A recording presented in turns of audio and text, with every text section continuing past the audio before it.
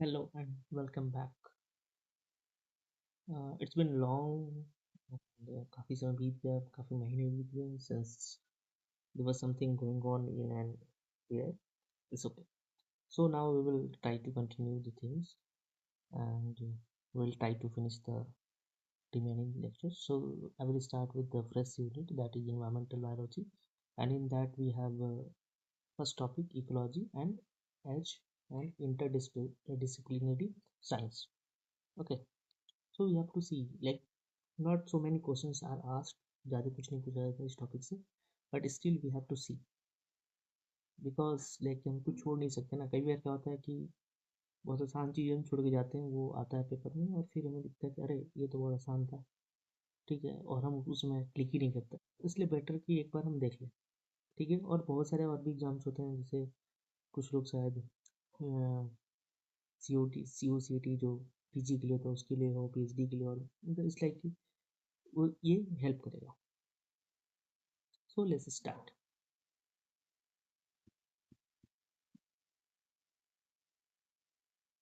तो यहाँ पे इंट्रोडक्शन टू इकोलॉजी, ठीक है। इकोलॉजी होता क्या है, कैसे है, क्या है, ये जानेंगे, ठीक है।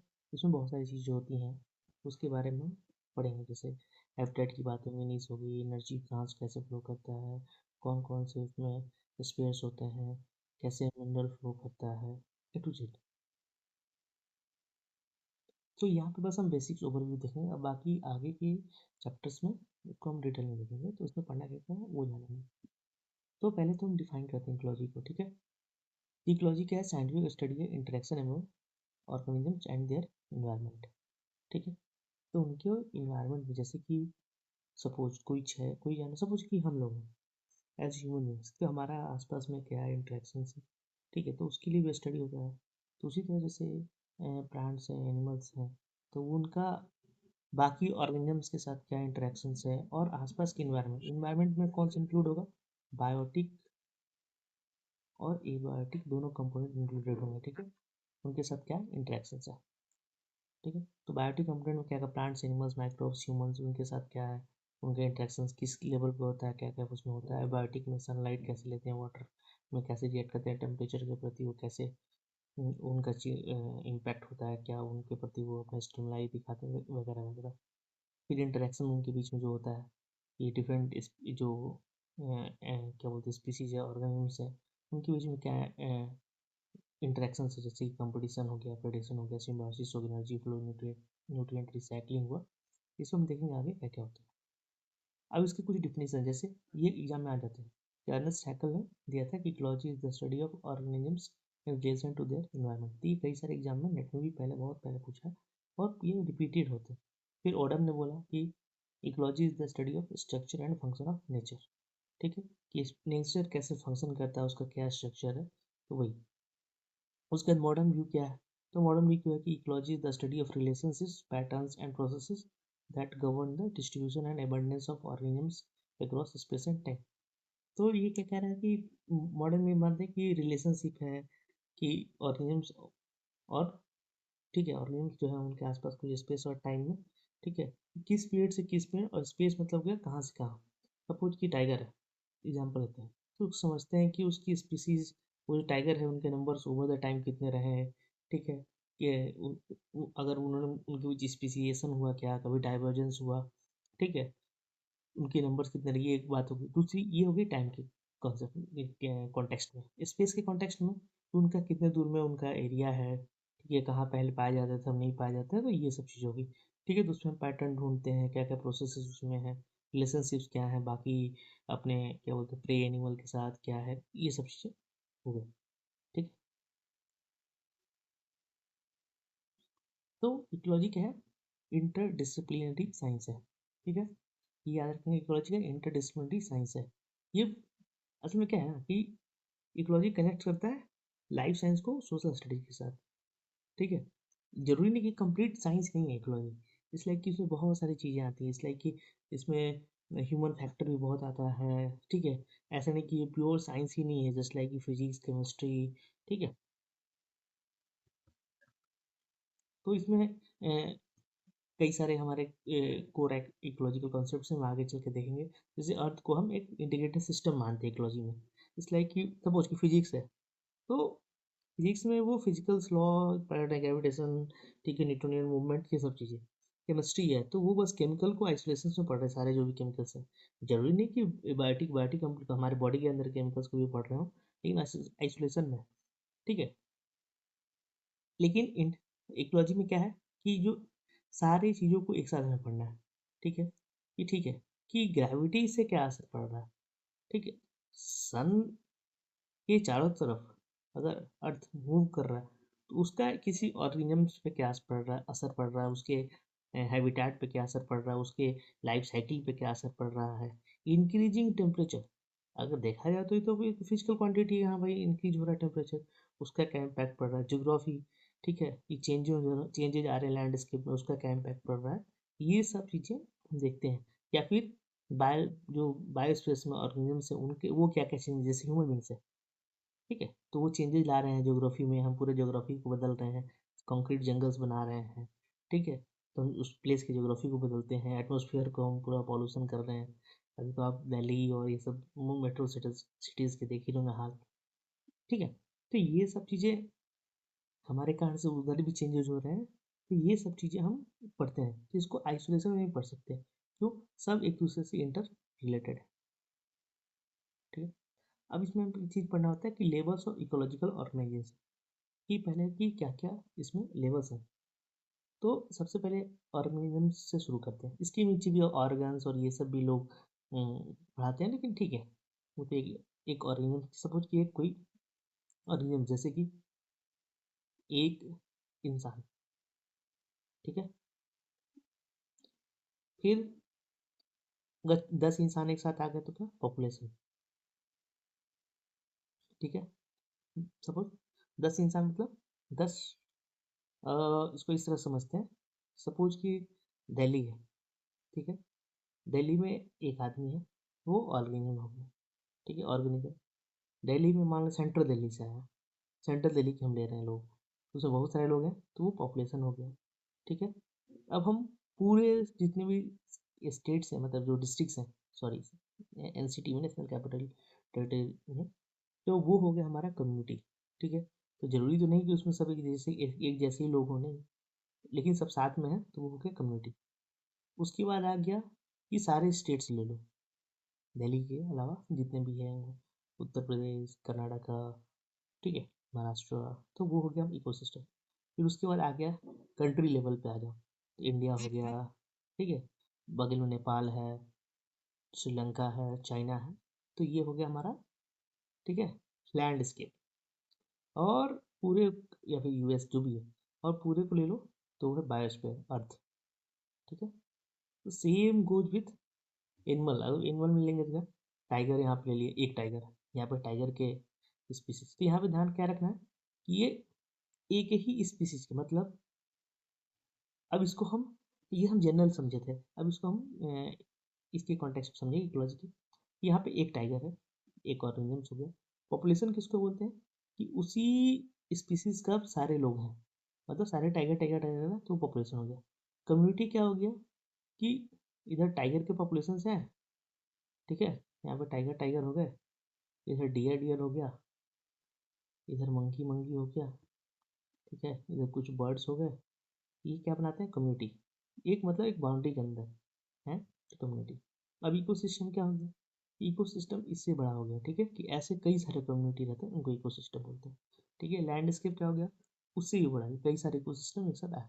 और बायोस्फीयर क्या आ गया, सारा कुछ एक साथ, यहाँ भाई ये समुद्र के जीव, ठीक है, ये लैंड पर रहने वाले, ट्री पर रहने वाले, ठीक है, सारे एक साथ आ गए, पूरे अर्थ, तो वो बायोस्फीयर हो गया, ठीक है। तो इंडिविजुअल में क्या होगा, ऑर्गेनिजम्स में, ऑर्गेनिजम्स इंडिविजुअल की मोस्ट बेसिक यूनिट है इकोलॉजी का, कि सिंगल ऑर्गेनिजम्स है, ठीक है। तो ये इस लेवल पर हम देखते हैं कि वो आसपास के इन्वायरमेंट में कैसे इंटरेक्ट कर रहा है, क्या रोल प्ले कर रहा है इकोसिस्टम, उसका भी इंडिविजुअल लेवल पे। पॉपुलेशन मतलब उसी इस पर्टिकुलर स्पीसीज के, और जो डिफाइंड एरिया है खासकर, ठीक है, एक एरिया लेते हैं उस डिफाइंड, उसमें कैसे इंटरेक्ट करता है, कम्पीट कैसे करता है रिसोर्सेज के लिए, इन्फ्लुएंस क्या होता है उसका, ठीक है, birth rate, death rate. Community मतलब हो गया कि सारे पॉपुलेशन डिफरेंट स्पीसीज के, ठीक है, वो एक शेयर्ड इन्वायरमेंट में रह रहा है कि टाइगर भी वहीं रह रहा है, लेपर्ड भी वहीं रह रहा है, ठीक है, डियर भी वहीं रह रहा है, और भी स्पीसीज हैं, बर्ड्स हैं, ठीक है, बगल में अगर कोई वाटर बॉडी है उसमें फिशेज भी हैं, तो फिश वगैरह सब कुछ, तो सारे कुछ एक साथ कैसे इंटरेक्ट करते हैं, कैसे रहते हैं, क्या उनके बीच अंडरस्टैंडिंग है, कैसे वो नेचर में, तो वो हो गया कम्युनिटी लेवल पे ऑर्गेनाइज होता है, ठीक है। इकोसिस्टम क्या हो गया, तो उसमें लिविंग ऑर्गेनिज्म है, फिजिकल इन्वायरमेंट भी है, कैसे वो इंटरेक्ट करते हैं, ठीक है, वेरियस हैबिटेट में, ठीक। तो ये उसका हो गया, कई सारे इकोसिस्टम रहते हैं, एक खास जैसे कि ट्री इकोसिस्टम, ठीक है। ट्री इकोसिस्टम मतलब हो गया कि पेड़ है, पेड़ पे कितनी तरह के जीव जंतु रहते हैं, तो उसमें बायोटिक और एबायोटिक कंपोनेंट दोनों को मिला के जो इंटरेक्शन है फिजिकल इन्वायरमेंट के साथ, वो एक इकोसिस्टम बनाता है, ठीक है। वो हो गया हमारा इकोसिस्टम। इकोसिस्टम एक बड़ा सेट है, ठीक है।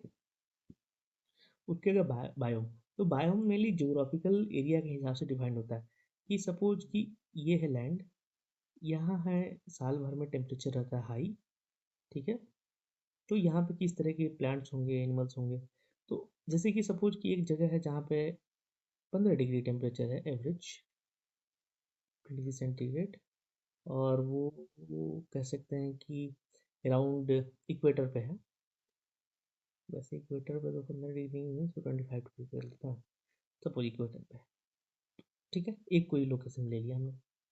अब क्या है कि ऑलमोस्ट इक्वेटर, सपोज ये मान लो लैटिट्यूड में 0 डिग्री, हम पढ़ेंगे लैटिट्यूड 0 डिग्री है, 0 डिग्री पे लगभग हर जगह सेम ही तरह का टेम्परेचर आएगा, ठीक है, मोस्टली, तो वहाँ पे सेम तरह का टेम्परेचर है, सेम डिग्री पे है, और ठीक है, और लैंड है सपोज, वाटर नहीं, तो वहाँ पे अगर ये आइडिया रहता है तो इसके आधार पर हम ये गेस कर सकते हैं कि वहाँ पे किस तरह की स्पीसीज, मतलब लगभग एक जैसा मौसम है, एक तरह के फिजिकल और इन्वायरमेंट है, मतलब क्लाइमेटिक कंडीशन, इन्वायरमेंटिक कंडीशन है, तो एक खास तरह की डिस्टिंक्ट कम्युनिटीज ऑफ प्लांट्स और एनिमल्स उस कंडीशन में रहते हैं, ठीक है। जैसे डेजर्ट एरिया है तो डेजर्ट एरिया मतलब सब जैसे होते हैं, ठीक है। और बायोस्फीयर मतलब ग्लोबल सम ऑफ इकोसिस्टम, ठीक है, सब कुछ इसमें लिथोस्फीयर, एटमॉस्फेयर, हाइड्रोस्फीयर सब आ जाता है, पूरे अर्थ। अब फिर इसमें हमको एक चीज़ पढ़, वो सब सब कुछ ये सब और डिटेल में हम पढ़ेंगे, ठीक है, अभी बस बेसिक्स में बस देख रहे हैं क्या क्या पढ़ना। फिर energy flow in ecosystem, energy कैसे फ्लो करता है, तो फूड चेन के माध्यम से करता है, ठीक है, ये सब क्या होता है वो सब हम पढ़ेंगे, ठीक है, कि एक ने दूसरे को खाया, दूसरे ने तीसरे को खाया, तो वो फूड चेन। फिर फूड वेब मतलब वो कॉम्प्लेक्स है फूड चेन का, कि ऐसे लीनियर नहीं चलता है, ठीक है। जैसे कि लीफ है, लीफ को ग्रास ऊपर खाया, तो ग्रास ऊपर को बहुत कुछ खा सकता है, छिपकली खा सकता है, छिपकली को बर्ड खा सकता है, ठीक है, या फिर छिपकली को कोई दूसरा जानवर खा सकता है, उसको कोई तीसरा जानवर, तो असल में रियलिटी में फूड वे भी एग्जिस्ट करता है, ठीक है। चलते हैं नेक्स्ट। नेक्स्ट है हमारा ट्रॉफिक लेवल पे। ट्रॉफिक लेवल मतलब होता है कि न्यूट्रिएंट न्यूट्रिएंट रिसाइकलिंग और सक्सेशन से रिलेटेड है, कि न्यूट्रिएंट साइक्लिंग कैसे होती है, तो ट्रॉफिक लेवल के हिसाब से होता है, एनर्जी और न्यूट्रिएंट कैसे फ्लो करता है फूड चेन के हिसाब से, या फूड वेब्स में प्रोड्यूसर से consumers to back to producer, ठीक है, वो सब पढ़ेंगे। फिर इकोलॉजिकल सक्सेशन की बात है कि एक एरिया है जहाँ पे कुछ है ही नहीं, तो वहाँ पे कैसे स्पीसीज आती हैं, फिर स्पीसीज कैसे ग्रो करती हैं, फिर डिस्ट्रॉय होती हैं, तो फिर और कैसे आती हैं, इस तरह से कि एक कम्युनिटी है सपोज प्लांट्स की या एनिमल्स की, वो इन्वायरमेंटल कंडीशन के प्रति कैसे रिस्पॉन्स करती है और इवॉल्व होती है, तो वो इकोलॉजिकल सक्सेशन का चीज। फिर जो मेन पॉइंट हम पढ़ना था मैं, कि इकोलॉजी एक इंटरडिसिप्लिनरी, ठीक है, का उसका एक नेचर है कि वो इंटर डिसिप्लिनरी, ठीक है, तो ये बायोलॉजी, केमिस्ट्री और बहुत सारे सब्जेक्ट्स के बीच का है, जैसे कि जियोलॉजी से रिलेटेड है कि वहाँ का रॉक्स कैसे हैं, ठीक है, रॉक्स कैसे बने, क्या पीरियड में बने थे, बायोलॉजी से रिलेटेड है कि कैसे फंक्शंस करते हैं उनके ऑर्गेनिजम्स, केमिस्ट्री से रिलेटेड है कि केमिकल केमिकल जो हमारा बॉडी में है, टॉक्सिकोलॉजी और ये सब हमें पढ़ना होता है।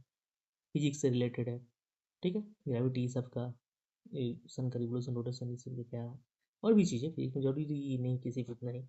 और फिर एंथ्रोपोलॉजी, ठीक है, उससे रिलेटेड है, सोशियोलॉजी से रिलेटेड है, इकोनॉमिक्स से रिलेटेड है कि हमारे जो इकोनॉमिक्स की तरह जो इन्वायरमेंटल इकोनॉमिक्स की बात होती है, ये सब चीज़ को।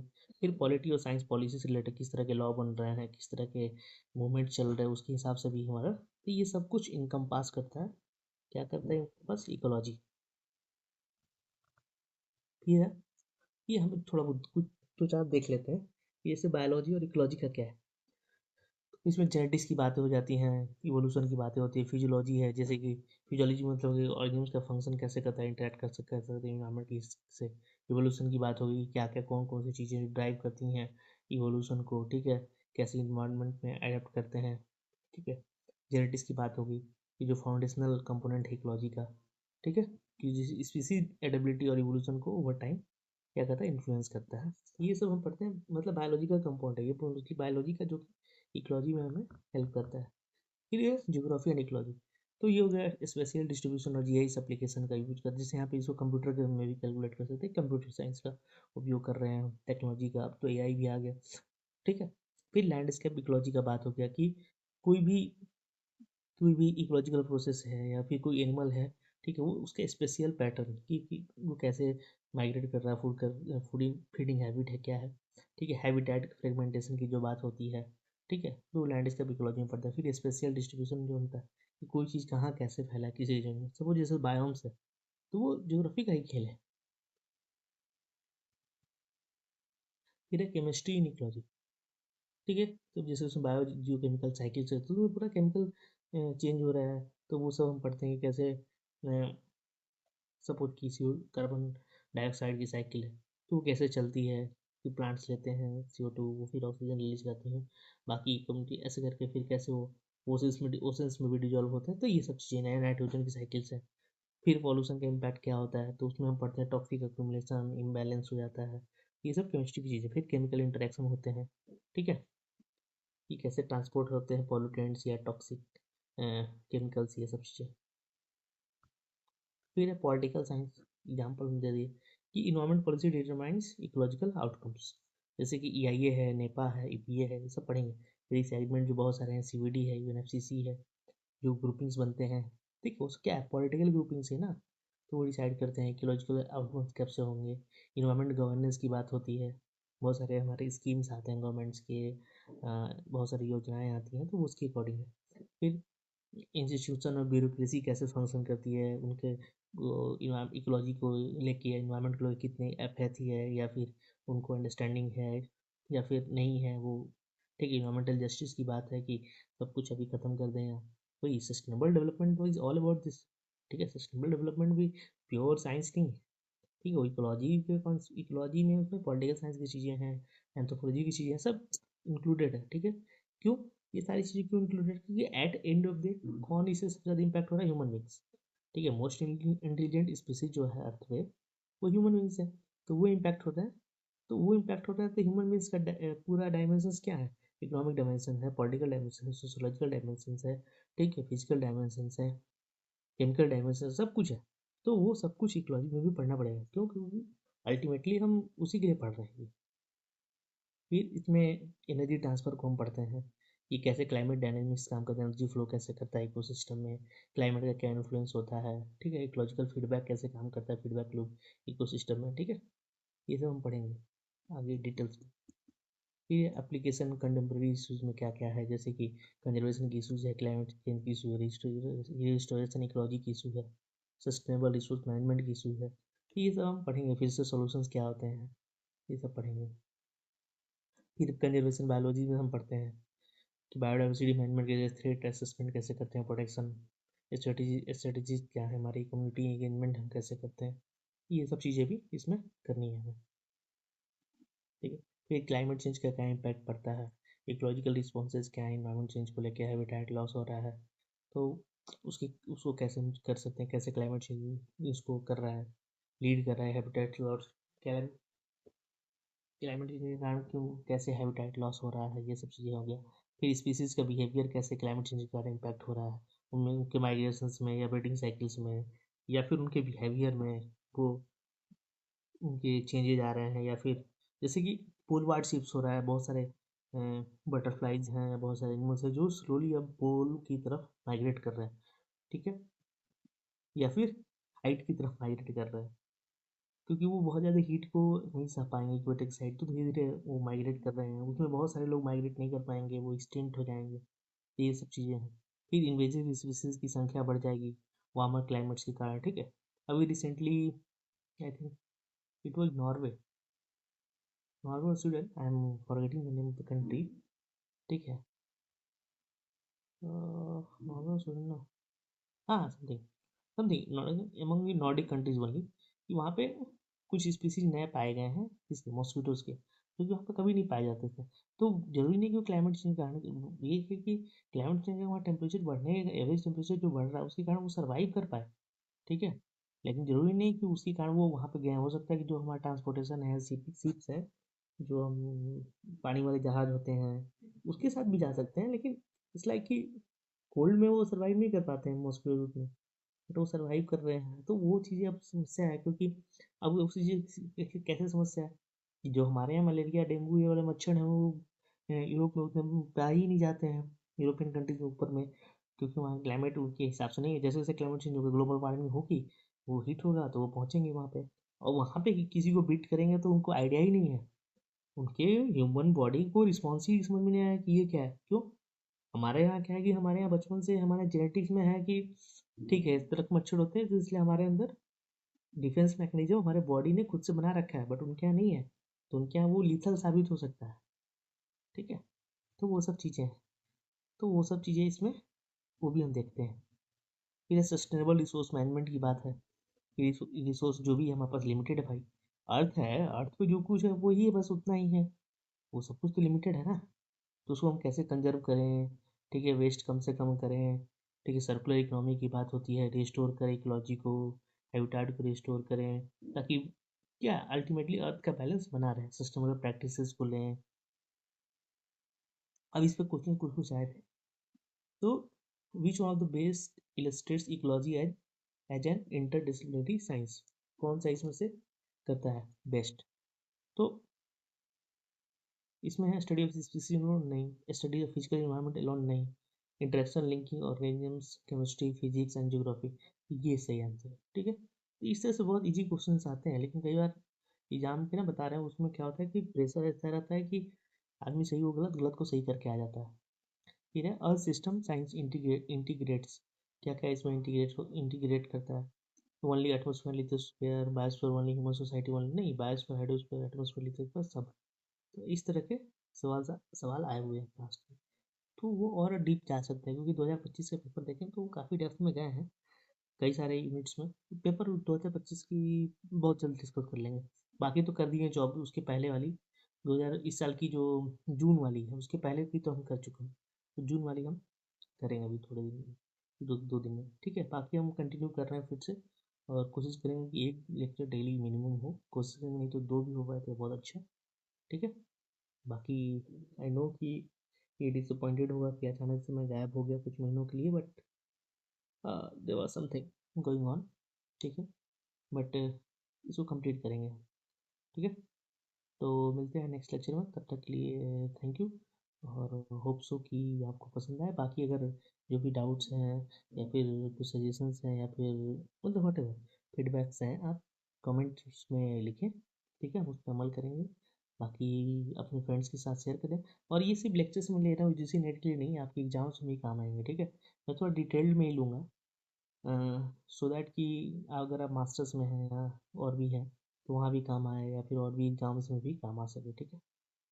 ठीक है, मिलते हैं नेक्स्ट लेक्चर में, तब तक के लिए थैंक यू।